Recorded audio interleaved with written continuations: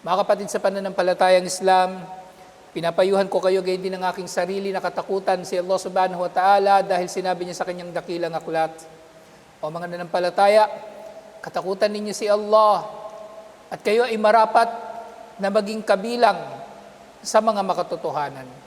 Makatotohanan sa pananampalataya, makatotohanan sa pananalita, makatotohanan sa ating mga gawa at sa pakikitungo natin sa ating mga kapwa. Mga kapatid sa pananampalatayang Islam, tunay na sa panahon na ito, marami ng iba't ibang mga kaparaanan na ang tao ay hindi nagiging makatotohanan sa kanilang pakikitungo sa kanilang kapwa. Bukod sa mga panlilinlang, sa mga pagnenegosyo at iba't ibang mga uri ng mga relasyon sa pagitan ng mga tao, nagkakaroon din ng panlilinlang kahit sa usapin ng pagpapalitan ng yaman ng tao sa anyo ng sadaka o ng kawang gawa. Ang Islam ay isang relihiyon na iba yung nagbibigay diin sa pagbibigay ng kawang gawa. Ito man ay kawang gawa sa anyo ng yaman sa pamagitan ng salapi o mga material na mga bagay. O maaaring ito ay sadaka sa pamagitan ng mga hindi material na bagay katulad ng pagtulong, katulad ng mabuting pagpapayo, o kahit sa maaliwalas na mukha na inihaharap ng mananampalataya sa kanyang kapatid. Subalit sa panahon natin ngayon, ang pagbibigay ng sadaka at ang pagtanggap nito ay hinahamon ng mapanlinlang na pamamalimos. Nang marami sa mga tao sa panahon natin ngayon ay hindi na sila kabilang talaga sa mga karapat-dapat na nanghihingi sa mga tao dahil sila naman ay mayaman o kaya ay wala silang karapatan sa kanilang ipinanghihingi.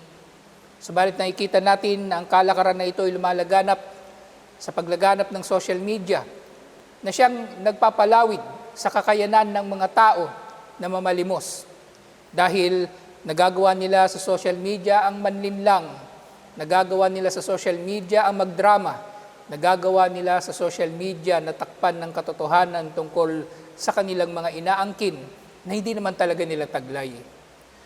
Mga kapatid sa pananampalatayang Islam, ang tasawwul o ang pamamalimos ay maaring may intindihan sa malawak na kahulugan. Subalit ang pangunahin nitong kahulugan ay ang katulad ng sinabi ni Allah subhanahu wa ta'ala sa suratul Duha. Sinabi niya, wa ammas sa'ila fala tanhar. Ang namamalimos o ang nangihingi ay huwag mo itong basta-bastang itataboy. Bagos ay magsisikap ang tao ayon sa sinabi ng mga scholar sa kahulugan nito. Hindi natin sila itataboy, bagkus tayo ay magiging magiliw sa pagtanggap sa kanila. Na kung meron tayong may ibibigay ay maihinam, mabuti, at karapat-dapat nga kung tayo ay merong kakayanan. Subalit kung tayo ay walang kakayanan na magsadaka, ay maaari tayong tumulong sa kanila sa iba pang mga bagay. Subalit, merong tinatawag na shahada. At ito ay ang palilimos, pamamalimos ng mayaman, nang sa gayon siya ay lalo pang yayaman, o kaya ay pamamalimos para sa mga walang katuturan na mga kailangan niyang paglimusan o ihingi sa mga tao ng kanilang mga yaman. Mga kapatid sa pananampalatayang Islam, ang pamalimos ay pinahintulutan. Ang pamalimos ay pinahintulutan, subalit hindi ito maaari at hindi ito marapat na magiging trabaho na lamang ng tao. At lalong hindi ito maaring kalakip ng trabaho ng tao kung ang kanyang trabaho ay meron namang sapat na panustos upang matupad niya ang kanyang tungkulin. Nang sa gayon, ito ay magiging malinaw sa lahat. Hindi pinagbabawal sa Islam ang pamamalimos para sa tao na tunay ngang nangangailangan dito. At hindi rin ipinagbabawal ang pagtulong sa kanila. Bagkus ang ipinagbabawal ni Allah ay ang pagiging maramot ng mga tao sa kanilang kapwa-tao. Subalit, itong nangyayari na pamamalimos, na ginagawa ng trabaho ng marami sa mga tao, o kaya ay ginagawa ng kalakip ng marami sa mga tao na ang kanilang mga kamay ay iniaabot nila sa iba na humihingi ng sadaka nang hindi naman sila nangangailangan nito, hindi naman sila karapat-dapat dito. O minsan pa, sila ay humihingi ng sadaka para sa ibang mga tao. Subalit meron silang porsyento sa sadaka na ito na makukolekta nila mula sa iba, na ginawa na nila itong negosyo o ginawa na nila itong trabaho. Mga kapatid, sa pananampalatayang Islam, ang pamamalimos na magiging halal o haram ay babalik unang-una sa layunin ng nangihingi. Kung siya nga ay tunay na nangangailangan, ay maaari nga siyang manghihingi sa mga tao ng tulong o maaari rin siyang manghihingi ng tulong para sa iba. Katulad na lamang sa mga napagtibay sa iba't ibang mga hadith na maaring ang isang tao na mahirap ay mamamalimos para sa kanyang sarili, o maaring meron namang taong hindi mahirap ang mamamalimos o manghihingi para sa iba na walang kakayanan talaga na manghingi ng tulong para sa kanilang sarili. Katulad ng iniulat ni mula kay Propeta Muhammad sallallahu alaihi wasallam, innal mas'alata la tahillu illa li ahadi thalatha. Tunay na ang pamamalimos ay hindi pinahihintulutan liban na lamang sa isa sa tatlo na ito. Rajulun tahammala hamalatan fahallat lahu almas'alatu hatta yusibaha thumma yumsik. Ang tao ng kanyang obligasyon ay naroon sa pagkakaroon niya ng obligasyon na maging garantor o maging tagapagtiyak na magbabayad nga ng utang ang nagkautang. Subalit kung ang nagkautang na ito nga ay hindi makapagbayad, maaring sisingilin ang garantor na ito.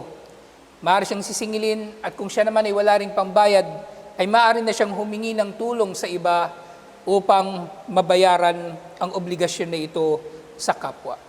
Ito ay pinahintulutan dahil ang inutangan ay mayroong kumpleto at perpektong karapatan sa kanyang yaman na inutang, at meron siyang perpekto at kumpletong karapatan na ito ay maibalik sa kanya sa pamagitan ng paniningil. Gayun din, warajulun asabathu haiha, jaiha, ijtahat malahu.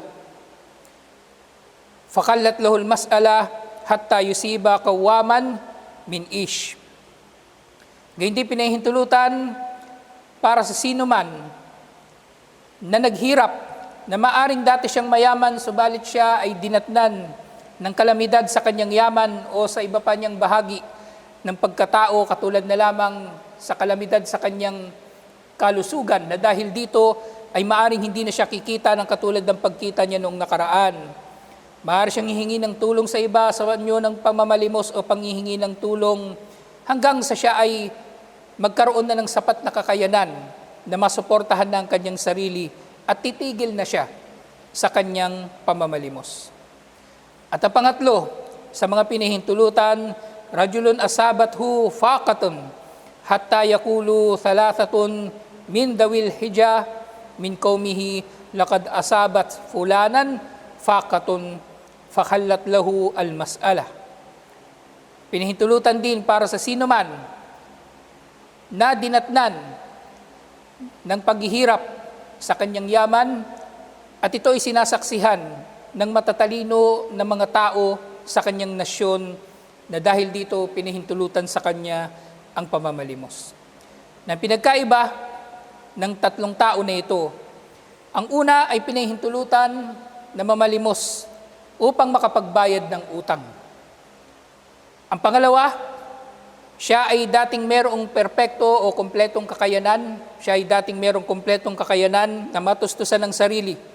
Subalit pang samantala na siya ay nawalan ng kakayanan, at maaari siyang mamalimos sa mga pagkakataon nito hanggang sa siya ay magkaroon na ng kakayanan. At ang pangatlo naman ay ang tao na dinatnan ng kahirapan, na katulad lamang din ng pangalawa. Subalit ang pinagkaiba nila, ang pangatlo ay tumutukoy lamang sa yaman, subalit ang pangalawa ay maaring may iba't ibang dahilan na siya ay naghihirap. Pero sa tatlo na ito, Sa hadith na ito ni iniulat ni Imam Muslim sa paliwanag ng ating mga scholar, sila ay pahihintulutan lamang na mamalimos sa limitado na panahon. Dahil kung darating na sila sa pagkakataon na sila ay makarecover at meron ng kakayanan na tustusan ng kanilang mga sarili, ay titigil na sila at sila ay maghahangad na ng biyaya ni Allah sa pamagitan ng kanilang mga sariling pagsisikap, insyaallah. Mga kapatid sa pananampalatayang Islam, ang pamalimos na dulot ng kahirapan ay pinahintulutan. Subalit yun nga, nangyayari na mga tao ay namamalimos sa kadahilanang at tam'u fi takthiril mali wa ziyadatihi. Merong mga tao na sila ay namamalimos sa paghahangad ng pagpaparami ng kanilang yaman o sa kanilang pag-ayaw na gastusin ang kanilang mga yaman. Mga kapatid sa pananampalatayang Islam, totoong nangyayari ang bagay na ito at ito ay masaklap na makikita natin na nangyayari sa mga institusyong Islamiko. Mga Muslim community, mga Islamic center, na ito ay pinamumunuan at pinatatakbo ng mga tao na meron namang kumpletong kakayanan na pinansyal upang matustusan ang kanilang mga programa o ang kanilang mga sarili. Subalit, ginagamit nila, sinasamantala nila ang kanilang kasikatan upang manghingi sa mga tao nang sa gayon, mapapatupad daw di umano nila ang iba't iba nilang mga programa pa na hinahangad. Mga kapatid sa pananampalatayang Islam, ang da'wah ay hindi isinabatas ni Allah subhanahu wa ta'ala at ni Propeta Muhammad sallallahu alaihi wasallam sa anyo na bongga na katulad ng inaakala ng mga tao sa panahon natin ngayon. Ang da'wah, kung babalikan natin ang sira ni Propeta Muhammad sallallahu alaihi wasallam na siya namang marapat nating ginagawa, na mula rito ay maihahambing natin ang ating mga ginagawa kung tama ba ito o mali. Matatagpuan natin ang pagiging simple at dalisay ng kanilang kaparaanan sa pag-aanyaya tungo kay Allah at hindi katulad sa panahon natin ngayon na napupuno na lamang ng paligsahan, pabonggahan, palakihan ng gastos, subalit walang baraka sa kanilang mga da'wah. Mga kapatid sa pananampalatayang Islam, ang mga programa na extravagant o labis-labis sa mga pagkakagastos dito ay may ituturing ding israf, pagmamalabis, pagiging bulagsak, pag-aaksaya, at hindi ka mahal-mahal kay Allah subhanahu wa ta'ala. At gayon din, tunay nga na nakakapagtaka na para sa sino man na nasa da'wah, na ayaw niyang gastusin ang kanyang sariling yaman upang tustusin ang inaangkin niya na pinakamarangal na trabaho di umano. Pinagmamalaki niya, sinasabi niya palagi, o mga tao, tustusan ninyo ang programa ko dahil ang aking programa ang siyang pinakamarangal na trabaho ng mga tao, trabaho ng mga propeta. Kaya mga ngaral na ito, sa kanyang sinasabi na ito, binabanggit niya palagi ang kanyang GCash, ang kanyang bank account at iba't ibang mga paraan upang matustusan ang kanyang pangangailangan. Subalit, makikita mo naman siya na ubod ng yaman at kung gugustuhin niya, meron siyang kumpletong kakayanan na tustusan ng kanyang sarili. Pero ayaw niyang tustusan ng kanyang sarili dahil ayaw niyang mababawasan ng yaman wal iyadu billah. Nakakapagtaka, paano mo nga angkinin na ikaw ay nasa marangal na trabaho na ikaw mismo ay hindi naman gumugugol ng sarili mong yaman dito at gusto mo ibang tao ang gugugol para sa programa mo na ito. Ikaw ay palaging nakikita o nagpapakitang tao, nagpapakitang gilas na palaging bago ang cellphone, palaging bago ang motor, palaging bago ang asawa, subalit nakikita ka ng mga tao naman na namamalimos palagi na para bang hindi na napupuno ang iyong pondo, laging may problema, laging may kulang at lagi kang namamalimos. Mga kapatid sa pananampalatayang Islam, para sa sino man naniniwala na ito ang tunay na relihiyon, na ito ang katotohanan, siya mismo sa sarili niya magtutustos sa kanyang sarili. Dahil ang da'wah, ang pinakamainam, isa sa pinakamainam na paggagamitan niya ng kanyang yaman. Isa sa pinakamainam na mapaggagamitan niya ng kanyang pinakamainam na yaman, ang pag-aanyaya tungo kay Allah subhanahu wa ta'ala. Na mula rito, may kita nga rin natin ang mga tanda ng kawalan ng ikhlas para sa mga mangangaral na ito na hindi na sila nalalayo Subhanallah. Hindi na sila nalalayo sa mga pari at mga pastor na nagpapayaman na lamang sa kanilang mga posisyon at ginagamit ang salita ni Allah sa kawalang katuturan upang pagyamanin ang kanilang mga sarili. Mga kapatid sa pananampalatayang Islam, pinahintulutan ang pamamalimos. Subalit, hindi nga ito maaring mangyayari dahil sa kadahilanan na gusto mong madagdagan ng iyong yaman o hindi ito mangyayari dahil sa iyong pagdadamot na magtustos sa landas ni Allah subhanahu wa ta'ala. Kaya ang gusto mo, ang ibang tao ang magtutustos para sa landas ni Allah na di umano ay tinatahak mo.